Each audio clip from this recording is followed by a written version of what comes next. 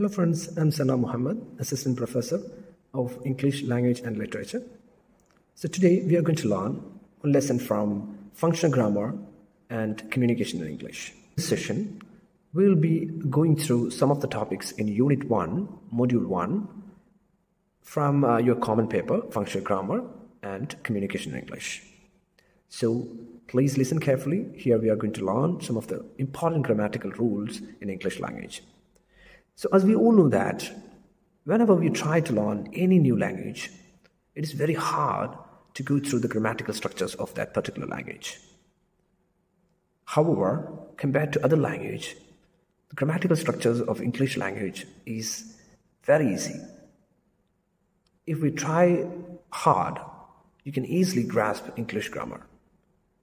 But the condition of other languages, even Malayalam, it's very hard to learn its grammatical structures. So friends, now we are going to learn some of the grammatical structures of English, grammatical rules of English. So I need all your attention and your concentration here. Only then I can help you out to understand all these things easily. And for your sake, I have included a beautiful PowerPoint presentation to make your pathway more easier. Title of our lesson is Word Orders and Sentence Patterns. So as we all know that whenever we try to learn any new language, we'll be going through many complex grammatical structures of that particular language. You know what? Learning grammar of Malayalam, it's very hard. So compared to Malayalam, English grammar is very easy to understand. So here we are going to learn word orders and some of the sentence patterns in English language. So in this lesson, you only have to learn 5 important sentence patterns and word orders. It doesn't mean that there are no other sentence patterns or word orders in English language. If you search, you'll get more. But these 5 are just like very important and common in English language. Then let us see what is a word order. So a word order means the way how words are arranged in a sequential or logical order to form a meaningful phrase, clause, or a sentence. You know what? In the case of Malayalam, even if you rearrange or shuffle the word order, you'll get the meaning of that particular sentence. But you know, in the case of English language, it is not like that. If you misplace any word without following the word order or sentence pattern, it will completely ruin the sentence itself. So that is the reason why word order and sentence patterns are very important in English language. So whenever we talk about English word order, the first word order that comes to our mind would be subject, verb, object. So this is one of the commonly using word order in English language. I'm damn sure you people would be familiar to this word order. So in SVO pattern, subject performs the action and verb identify that action. So as I mentioned before, in English language, word orders are very important. So if you misplace any word without following word order, you will ruin your sentence. So in this chapter, you will learn 5 basic formats, 5 basic word orders. So these 5 basic orders are not enough to cover the complex structures of English language. However, these are just like very important, commonly using basic word orders in English language. So please give all your ears, only then I can help you out. So first format is this, yes, we, subject, verb. The second one is yes, we, o, subject, verb, object. The third one is yes, we see, subject, verb, complement. Then fourth one is yes, we, o, see, subject, verb, object, complement. Then fifth one is yes, we, o, subject, verb, or indirect object plus direct object. So these are the 5 basic word orders in English language. Now it's the time to go a little deeper. So now I'm going to take you through these 5 basic patterns. So first, let me start with the most basic sentence pattern or word order in English language. That is, yes, we. subject, verb. So subject performs the action and verb identify that action. So let us analyze this basic pattern by using the example given in your text itself. So I hope now you can see that example on the screen too. So let us go through both example and try to find which one is subject and which one is verb in that basic pattern. So let us go through the first one, that is boys play. Boys play.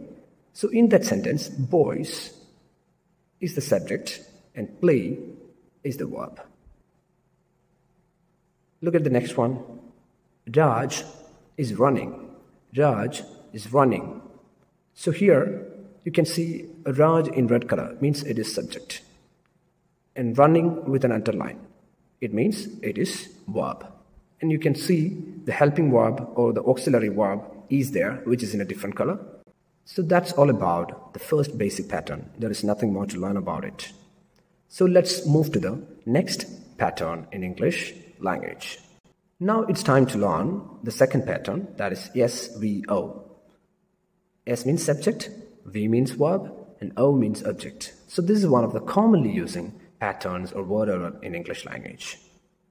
So let's analyze this pattern, or let's try to understand this pattern by using the examples which are given in your text itself.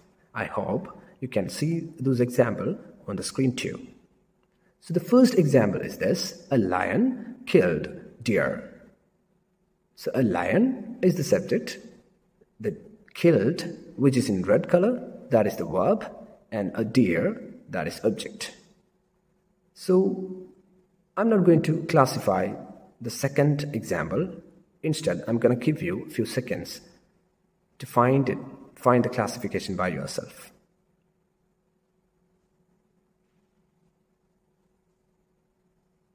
Yes, I hope you got it.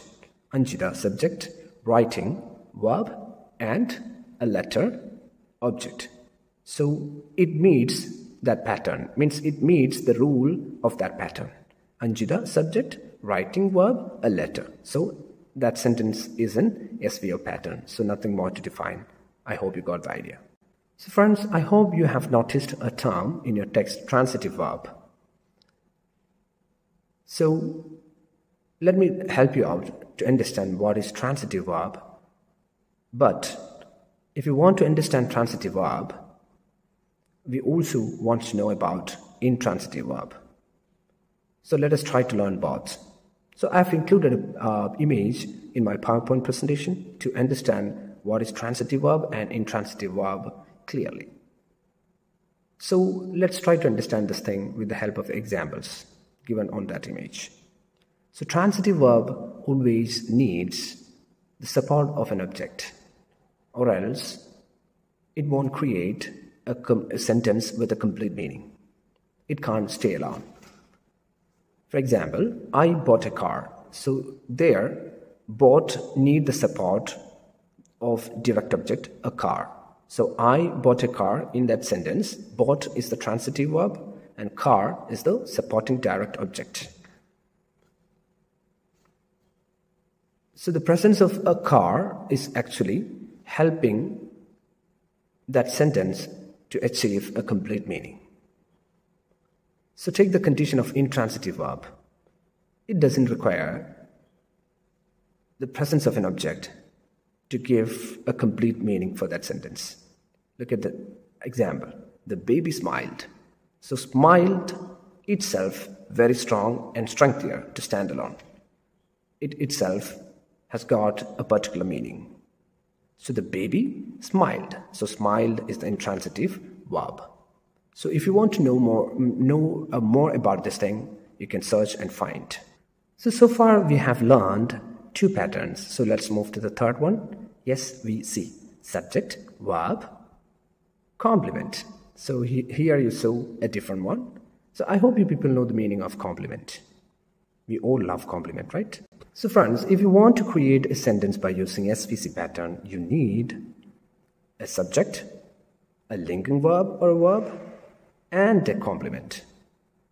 So we all are human beings. We all love compliments, right? So let's try to understand this pattern by using some of the examples given in your text. The first example is this: flowers are beautiful.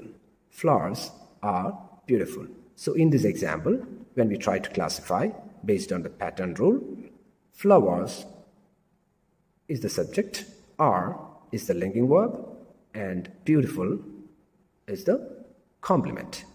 So beautiful, handsome, these kinds of words are very interesting, especially people like us. We all love compliments, right? And we usually use these words for complimenting others too. So the same thing is working here.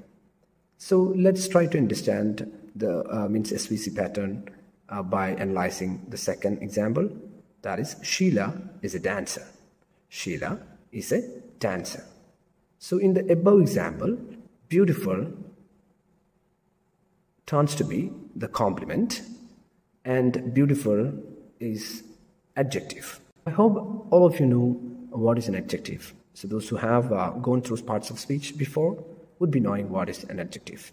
So adjective is just like a word that describes noun, or a word that beautifies noun. So there is no need of explanation for that. So here we already mentioned that all the complements would be either noun or an adjective. So let's move to the second example. And while going through the second example, keep your focus on the complement.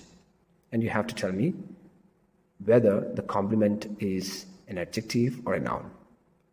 So let's go through the example. Sheila is a dancer. Dancer, which is in red color. So tell me whether it is a noun or an adjective. Yes, it's an adjective, right? No. Yes, you're right. It's a noun. So just cross-check this complement with the complement of the first example.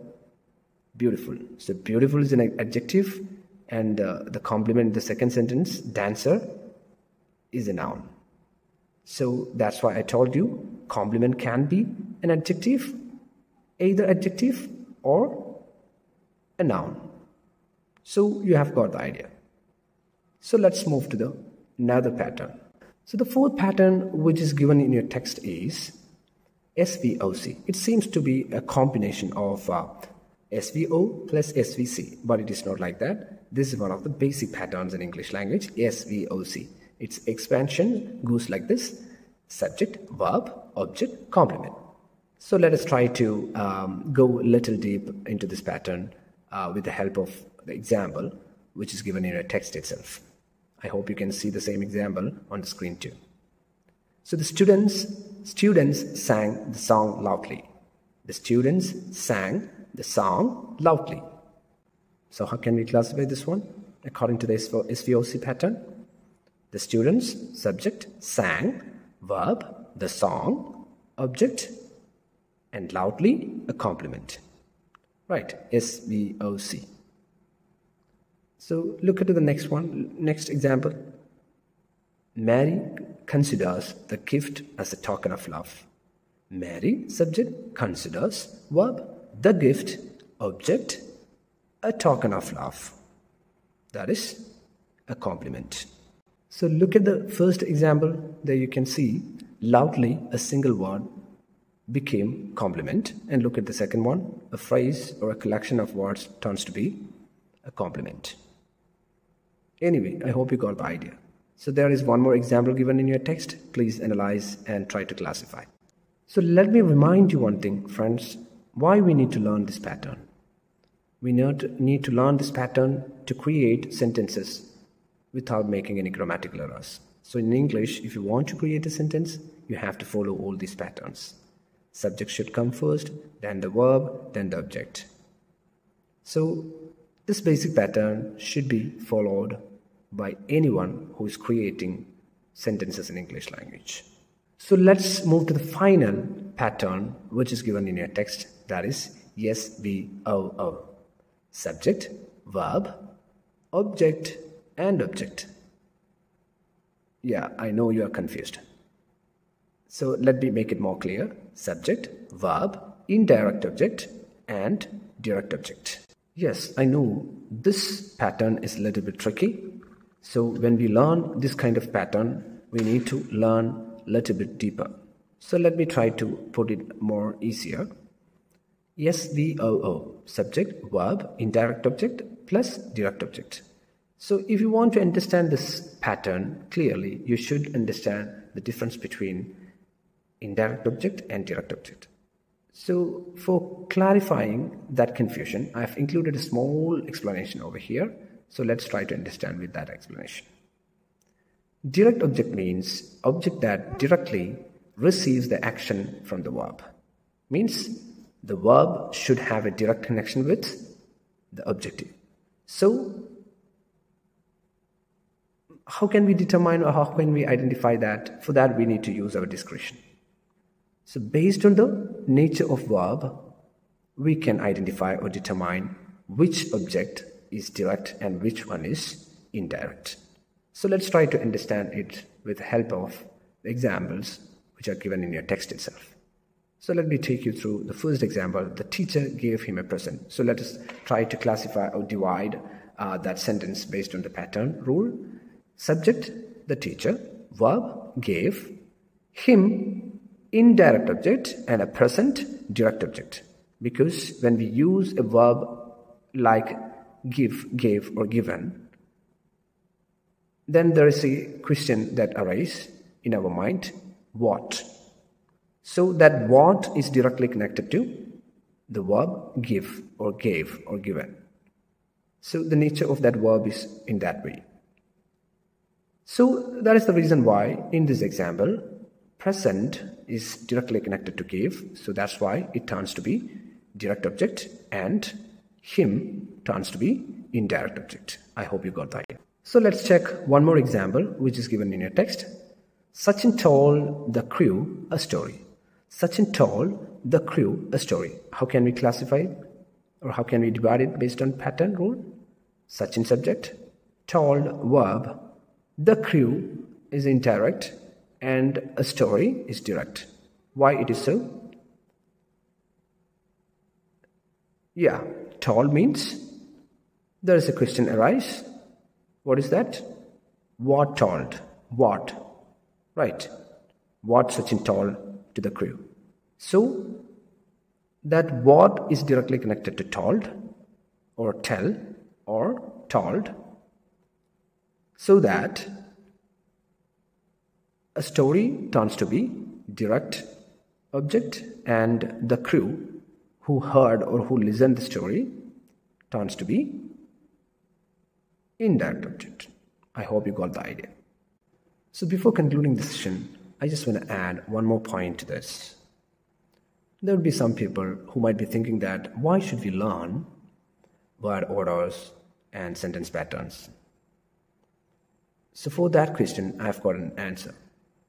I don't know whether you have attended any competitive exam or not. If you have attended, you might have come across a question where you have to find the right order of a sentence. Means question would be like this, jumbled sentence or disorientally ordered sentence. So where you have to find the right order and right answer. So in such cases, how can we tackle?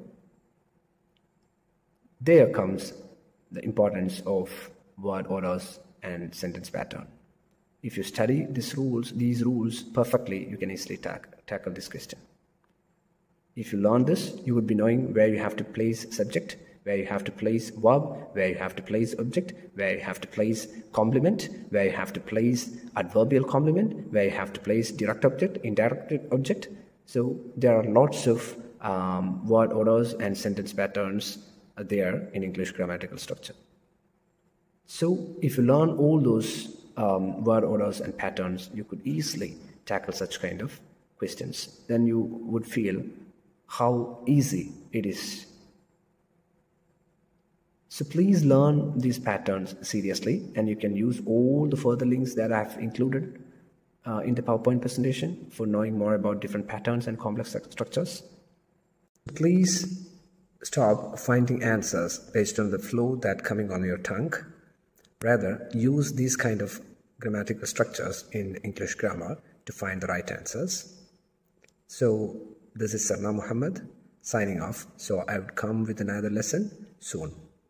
Until then, bye. Thank you.